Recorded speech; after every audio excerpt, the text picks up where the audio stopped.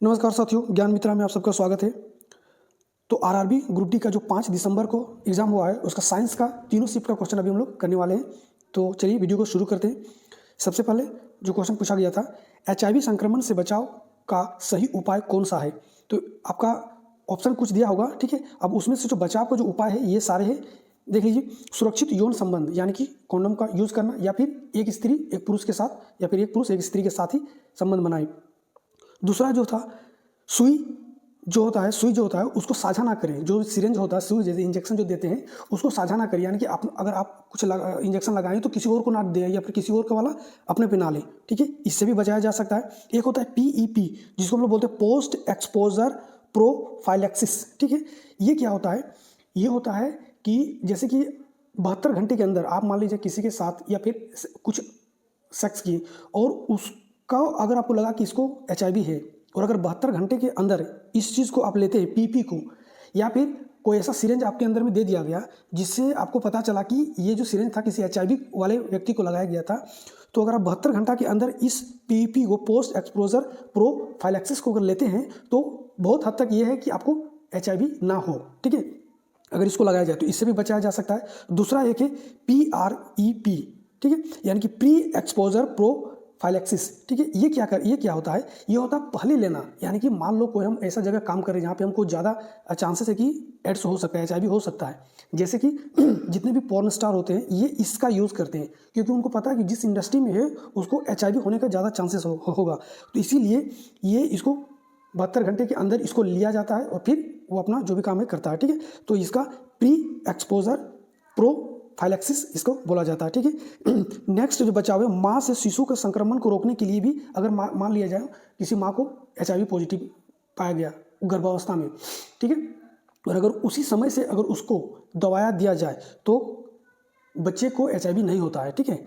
इससे भी बचाया जा सकता है। HIV की नियमित जांच जरूरी है, ये भी करवा सकते हैं। तो आप लोग को अब देखना था कि आपका कौन सा ऑप्शन इसमें से दिया गया था, ठीक है, वही आपका सही होता। और हमको जहाँ तक पता चला है आपको दिया गया था कि कॉन्डोम का उपयोग करना, ये दिया गया था, ठीक है। ज़्यादा हार्ड नहीं देगा, आपको देगा ईजी ही, ठीक है। चलिए नेक्स्ट देखिए, ऊपर फेंकी गई गेंद का वेग समय के साथ कैसा होता है। तो देखिए, ऊपर जब भी हम लोग कोई गेंद को फेंकते हैं वो ग्रेविटेशनल फोर्स के अगेंस्ट में काम करता है, ठीक है, और धीरे धीरे उसका जो वेग होता है एक समय जाके वो 0 हो जाता है, ठीक है। तो क्या होता है? तो हम लोग जानते हैं V बराबर क्या होता है, U+AT होता है। गति का पहला नियम एक बोलता है V बराबर U+AT। गति का 3 नियम होता है, उसमें से जो पहला नियम है V बराबर U+AT ये बताता है। अब यहाँ पे तो चूंकि ग्रेविटेशनल के अगेंस्ट में काम करे तो यहाँ पे जो होगा ना -G, और A चेंज हो जाएगा किसमें, एक्सेलरेशन चेंज हो जाएगा G में, ठीक है। तो ये हो जाएगा G, ये -GT हो जाएगा। तो इसका जो करेक्ट आंसर होगा V बराबर U-GT। चलिए नेक्स्ट, फ्लोएम में कौन सी नलिका पाई जाती है। तो देखिए, फ्लोएम जो होता है उसमें होता है सिव ट्यूब, इसको बोला जाता है, सिव ट्यूब पाया जाता है, ठीक है। फ्लोएम में सिव ट्यूब पाया जाता है, ये नलिका होते हैं। देखिए, फ्लोएम के घटक कौन कौन सा आता है? एक होता है चलनी नलिका, जिसको बोलते हैं सिव ट्यूब, ये लंबी ट्यूब जैसी संरचना है, ठीक है। ये सब आप लोग पढ़ लीजिएगा, हम जितना पढ़ेंगे अभी समझ जाएगा ज़्यादा, ठीक है। उसके बाद एक होता है सहकोशिकाएं, ठीक है, कंपेनियन सेल एक बोला जाता है। एक होता है फ्लोएम पेरेन्काइमा, इसको देखिए, ये जो होता है ना फ्लोएम पेरेन्काइमा, इसको जीवित कोशिका बोला जाता है, ठीक है। ये पूछा जा सकता है कि ये जो होता है फ्लोएम का, उसमें जीवित कोशिका किसको बोला जाता है, तो फ्लोएम पेरेन्काइमा को। और मृत कोशिका किसको बोला जाता है इसमें, तो हो जाएगा फ्लोएम रेसा, ये मृत कोशिका इसको बोला जाता है, ठीक है। बाकी आप लोग पढ़ लेना। नेक्स्ट देखो, जे थॉम्सन के परमाणु मॉडल में कौन सा कथन सही है। तो जे थॉम्सन ने परमाणु मॉडल दिया था, उसमें जो सही कथन था उसको चुनना था, ठीक है। पहले बोला गया था धनात्मक आवेश गोले में इलेक्ट्रॉन बिखरे होते हैं, ठीक है। धनात्मक आवेश का गोला होता है, ये बोला गया था, और उसमें जो इलेक्ट्रॉन होता है वो बिखरा होता है इस तरह से, जिसको प्लम पुडिंग मॉडल भी कहा गया, ठीक है। इलेक्ट्रॉन नाभिक के चारों ओर कक्षाओं में घूमता है, बिल्कुल नहीं। सबसे पहले बताया गया था कि इलेक्ट्रॉन नाभिक के चारों ओर घूमता है, वो बताया था कौन, रदरफोर्ड ने बताया था सबसे पहले, रदरफोर्ड ने बताया था, ठीक है, इलेक्ट्रॉन चारों ओर घूमता है। इसके बाद आता है सारा धनात्मक नाभिक में होता है, बिल्कुल नहीं। इसने जे थॉम्सन ने बताया था कि जितना भी धनात्मक आवेश होता है वो गोले में होता है, और गोले में होता है, ये पूरा जितना जो गोला देख रहे हैं ये धनात्मक आवेश होता है, और नेगेटिव जो होता है चार्ज इलेक्ट्रॉन ये इस तरह बिखरा होता है इसमें, ठीक है। उसके बाद जो ये था इलेक्ट्रॉन निश्चित ऊर्जा स्तर में घूमते हैं, बिल्कुल नहीं। निश्चित ऊर्जा स्तर को सबसे पहले बोर ने दिया था, ठीक है, जो मॉडर्न पीरियडिक टेबल बोला जाता है, जिसको बोर्स एटॉमिक मॉडल बोला जाता है, ठीक है। तो इसका एक ही आंसर सही हो जाएगा, कौन सा, 1 नंबर का। चलिए नेक्स्ट है, निम्न में कौन सा गोल्जी एपरेटस का कार्य नहीं है? तो बोला गया था कार्य नहीं पूछा गया था। तो देखिए पदार्थों को संग्रहित करना गोल्जी एपरेटस का कार्य है, पदार्थों के परिवहन को सुगम करना ये भी बोला जाता है, ये भी है, ठीक है। लाइसोसोम का निर्माण करना भी है, साधारण शर्करा को जटिल शर्करा में तोड़ना बिल्कुल नहीं, ये गलत है। गोल्जी एपरेटस शर्करा को बनाता है ना कि तोड़ता है, ठीक है। तो ये इसका सही आंसर हो जाएगा कौन सा, डी नंबर वाला। चलिए नेक्स्ट है, निम्न में से कौन सा न्यूटन के तृतीय नियम का उदाहरण नहीं है? तो न्यूटन का तृतीय उदाहरण का नियम नहीं है पूछा गया है। नाव का आगे बढ़ना, जब नाव को पीछे की ओर धक्का देते तो ना आगे की ओर बढ़ता है, ये तृतीय गति नियम है। दूसरा बंदूक से गोली का आगे बढ़ना, ये भी तृतीय गति नियम है। धरती पर चलना, ये भी तृतीय गति नियम है। पेड़ को हिलाने पर फल गिरना, ये न्यूटन का गति के जड़त्व का नियम यानी कि फर्स्ट लॉ ऑफ न्यूटन में ये दिया गया है, ठीक है। पेड़ को हिलाने से फल टूटना, यही इसका आंसर हो जाएगा, गलत हो जाएगा, ठीक है। कार्बन के लिए कौन सा गुण गलत है? बोला गया कार्बन के लिए कौन सा गुण गलत है? इसमें आयनिक बंध होता है, बिल्कुल नहीं, इसमें कोवेलेंट बॉन्ड होगा, ठीक है। यही हो जाएगा गलत, यही इसका सही आंसर हो जाएगा। और देख लेते हैं, इसमें एकल द्वि और तृतीय बंध होता है, बिल्कुल होता है। Single bond, double bond, triple bond होता है इसमें श्रृंखलाबद्ध होने का गुण होता है, बिल्कुल। ये कार्बन कई सारे कार्बन जुड़ जाते हैं। यह चतुष्फलकीय होता है, बिल्कुल, ये कार्बन चतुष्फलकीय होता है इस तरह से, ठीक है। तो इसका आंसर कौन सा हो जाएगा, 1 नंबर का। चलिए नेक्स्ट क्वेश्चन है, कास्टिक सोडा NaOH का उपयोग किस उद्योग में किया जाता है? तो देखिए कई सारे उद्योग हैं जिसमें किया जाता है, एक बताने से तो बढ़िया कि सब बता दूं। लुगदी और कागज उद्योग, जो कि आप लोग के आंसर में यही दे रखा था ऑप्शन में शायद। साबुन और डिटर्जेंट में, वस्त्र उद्योग में, जल उपचार में और रासायनिक विनिर्माण में भी इसका यूज किया जाता है। चलिए नेक्स्ट है, एक वस्तु पर 10 न्यूटन का बल लगाकर 5 मीटर विस्थापित किया गया कार्य पूछा है। तो वर्क डन बराबर फोर्स इंटू डिस्प्लेसमेंट होता है, आप लोग को पता है। अब इससे पुट कर दीजिए, वर्क डन कितना, वस्तु पर इतना न्यूटन का बल लगता है और विस्थापित होता है, बस हो गया। वर्क डन पूछ दिया, वर्क डन बराबर F दे रखा 10 और विस्थापन हो रहा 50 हो जाएगा, ठीक है। इसका आंसर हो जाएगा। चिप्स के पैकेट में नाइट्रोजन गैस क्यों भरी जाती है? तो देखिए चिप्स के पैकेट में नाइट्रोजन गैस भरने का कई सारे कारण है, एक कारण नहीं है। हाँ, आपका ऑप्शन में कोई एक ही दिया होगा, ठीक है। तो देखिए सारा कारण यहाँ पे लिखा हुआ है। सबसे पहले ऑक्सीकरण रोकता है, जैसे कि जो भी उसमें तेल वाला चीज़ होता है और वो जल्दी खराब होता है, ठीक है। अगर ये ऑक्सीजन के प्रेजेंट में आ जाएगा तो क्या होगा, सामान्य हवा में ऑक्सीजन होती है जो चिप्स में मौजूद तेलों और वसा के साथ प्रतिक्रिया यानी कि ऑक्सीकरण होता है, और इस प्रतिक्रिया से चिप्स बासी हो जाते हैं और स्वाद भी इसका चेंज हो जाता है, ठीक है। ताजगी और कुरकुरापन खत्म हो जाता है, ठीक है, ये भी सही है। फिजिकल प्रोटेक्शन के लिए भी किया जाता है, हम लोग उसमें नाइट्रोजन गैस भर के फुला देते हैं, तो क्या होगा कि जब भी, क्योंकि चिप्स तो बहुत ही सॉफ्ट चीज़ है, तुरंत चूर हो जाएगा, तो उसी को लिए जब उसमें टकराएगा कोई चीज़ से तो वो उसको पूरा चिप्स पूरी तरह से चूर ना हो जाए, इसलिए इसका यूज़ किया जाता है। तो ये देख लेना, आप लोगों को शायद दिया था ऑक्सीडेशन वाला, ठीक है, वही आपका आंसर हो जाता। चलिए नेक्स्ट है, परिपथ में एक परिपथ है जिसमें वोल्टेज दे रखा था 5 वोल्ट और 5 वोल्ट दे रखा था और रेसिस्टेंस दे रखा था 10 ओम का, ठीक है। और आपसे आई का मान पूछा था, करंट का मान पूछा था, तो V = IR से आप लोग नहीं निकाल सकते थे। हमको क्या V दे रखा है, R दे रखा, तो I नहीं निकल जाएगा, तो ये R को इधर उठा के ले आइए, I को यहीं पे रहने दीजिए, तो V/R कर देना, इसको निकल जाएगा। तो V कितना है, 5 है, और R कितना है, 10 है। अब V/R है ना, V है 5 और R है 10, निकाल दो, 5 दूनी 10, 1/2 हो जाएगा इसका आंसर। अब इसको पॉइंट में चेंज कर देना। चलिए नेक्स्ट है, ध्वनि साउंड के बारे में सही कथन कौन सा है? तो साउंड के बारे में सही कथन कौन सा, देखिए इसमें एक मस्त ट्रिक आप लोग को बताएंगे जो कभी भूलिएगा नहीं। ध्वनि अनुप्रस्थ, सबसे पहले देखिए आंसर इसका क्या हो जाएगा, तो इसका आंसर हो जाएगा ध्वनि जो है ना अनुदैर्ध्य लॉन्गिट्यूडनल तरंग होता है और इसे माध्यम की आवश्यकता होती है, ये इसका करेक्ट आंसर हो जाएगा, ठीक है। अब याद कैसे रखिए, अनुप्रस्थ, अनुदैर्ध्य, लॉन्गिट्यूडनल, ठीक है। तो इसको याद रखने का सबसे तरीका, ध्वनि पूछा है, ध्वनि क्रिकेट खेलने वाला ध्वनि आप लोग को पता है, ध्वनि जो होता है ना, क्या था, धैर्य था उसमें, बहुत कैप्टन कूल बोला जाता था उसको, धैर्य था उसके अंदर बहुत ज़्यादा। तो ध्वनि से अनुधैर्य, जब भी पूछेगा अनुधैर्य मतलब ध्वनि तरंग, और वो क्या था, ध्वनि था, लंबा था, लॉन्गिट्यूडनल लंबा था, हाइट में उसका लंबाई था, ठीक है। इंग्लिश में लंबा से याद रख लो कि ध्वनि लंबा था और उसमें धैर्य था, हिंदी में धैर्य, तो अनुधैर्य ध्वनि, ठीक है, लॉन्गिट्यूडनल ध्वनि, ठीक है। बाकी जो रहेगा उसको प्रकाश में मार देना, ट्रांसवर्स वाला, ठीक है। चलिए नेक्स्ट है, आंख में मौजूद लेंस का कार्य क्या है? तो देखिए आंख में जो मौजूद लेंस होता है वो प्रकाश को फोकस करने का काम, मेन जिसका काम होता है प्रकाश को फोकस करता है, कहाँ पे, रेटिना पे, ठीक है। महिलाओं में निषेचन कहाँ होता है? तो ये कई बार एग्जाम में क्वेश्चन पूछा है, तो फेलोपियन ट्यूब में होता है, फेलोपियन ट्यूब में। अगर क्वेश्चन थोड़ा सा घुमाए और थोड़ा सा टफ करने की कोशिश करे तो उसमें भी ये बोल सकता है कि फेलोपियन ट्यूब में कहाँ होता है, तो उसमें एक होता है एम्पलरी भाग, फेलोपियन ट्यूब का एक जो होता है ना एम्पलरी भाग होता है, एम्पलरी पार्ट होता है, उस पर ज़्यादा होता है, ठीक है। लेकिन ये पूछेगा नहीं आप लोगों को, फेलोपियन ट्यूब ही पूछेगा। चलिए नेक्स्ट है, आपतित किरण और निर्गत किरण के बीच बनने वाले कोण को क्या कहा जाता है? देखिए अब एक कोई प्रिज्म है, ठीक है, मान लेते हैं कोई प्रिज्म है, यहाँ से लाइट आया, टकराया, टकराने के बाद देखिए लाइट को, रुकिए थोड़ा बढ़िया से बनाते हैं इसको, ये रहा प्रिज्म, ठीक है, कलर चेंज कर देते हैं इसका, ठीक है, ये रहा प्रिज्म, ठीक है।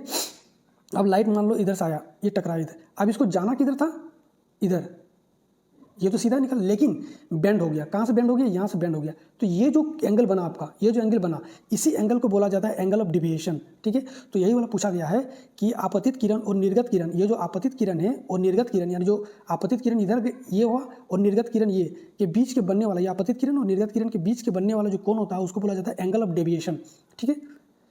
चलिए नेक्स्ट है, यदि किसी तत्व के परमाणु में 11 प्रोटॉन, एकदम बच्चा वाला क्वेश्चन थे, 11 प्रोटॉन दे रखा है और 12 न्यूट्रॉन दे रखा है, तो द्रव्यमान संख्या पूछा, दोनों को जोड़ देना था, 23 आ जाता है आंसर, ठीक है।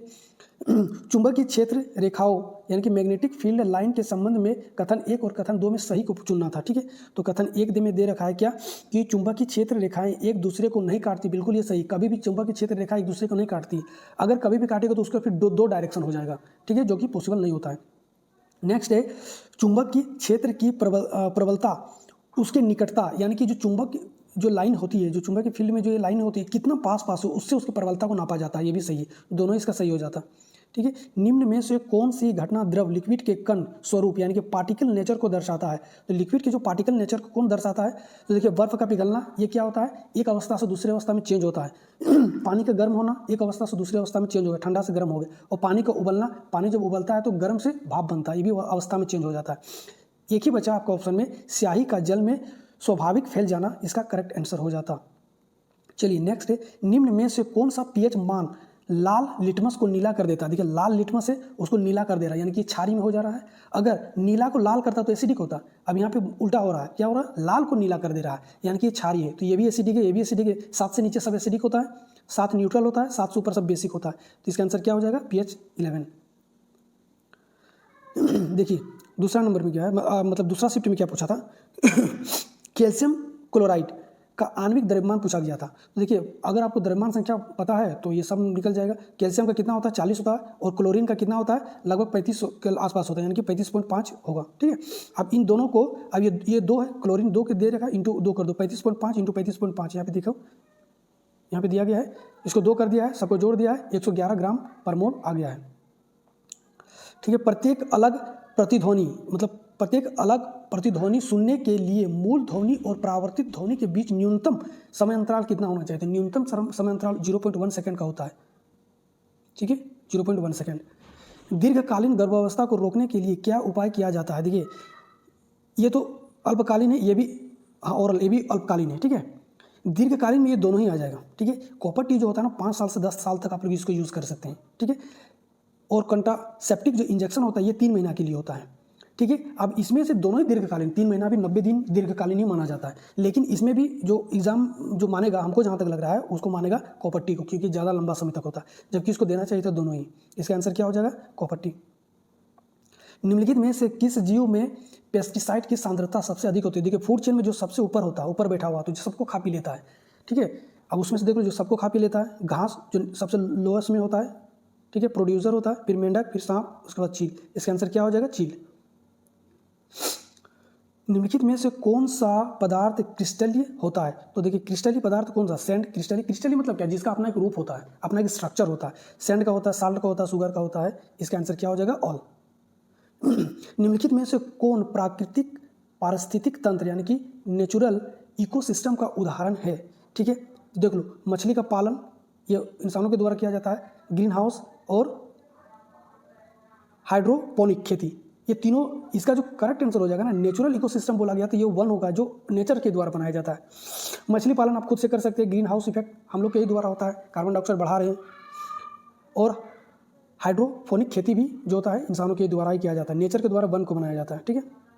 चलिए नेक्स्ट देखिए, एक दूसरे के पास बैठे 2 मित्रों को उसके बीच गुरुत्वाकर्षण आकर्षण बल क्यों महसूस नहीं होता, देखिए भाई अगर फॉर्मूला पता है, F बराबर क्या होता है, G m1 into m2 divided by r का स्क्वायर, ये होता है फॉर्मूला।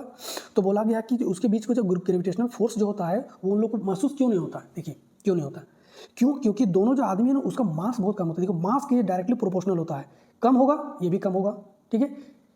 मास बहुत ज़्यादा कम होता है इंसानों का, किसके अगेंस्ट में, किसके तुलना में? तो पृथ्वी की तुलना में। पृथ्वी बहुत बड़ा है, उसकी तुलना में हम लोग का जो मास होता है बहुत ही कम होता है, जिस कारण से हम लोग को क्या नहीं, ग्रेविटेशनल फोर्स जो होता है ना एक दूसरे को महसूस नहीं होता है। और इसका करेक्ट आंसर क्या हो जाएगा? उसका द्रव्यमान बहुत ही कम होता है, ये हो जाएगा इसका सही आंसर।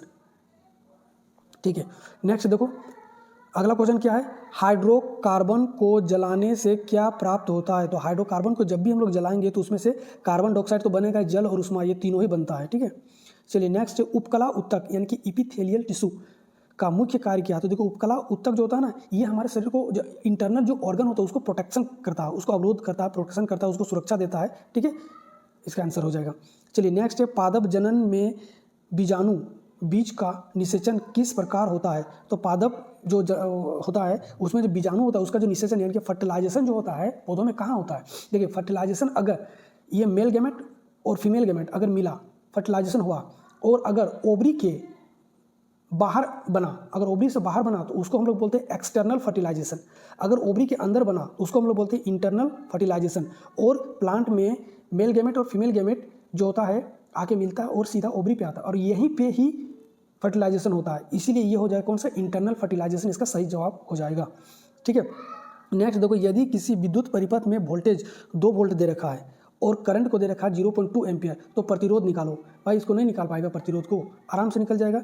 आई भी इक्वल टू आई आर, ओम का नियम बोल के गया है, भी इक्वल टू आई आर होता है। अब इसमें लिख दो, प्रतिरोध निकालना था तो आई को इधर ले आओ, यहाँ पे आई हट जाएगा, आई अब यहाँ से नहीं निकाल जाएगा। भी का मान कितना है? 2 है, और इसका आई का मान कितना है? 0.2 है, इसको हटाओ, यहाँ पे 20, यहाँ पे कितना आ जाएगा? 10 ओम।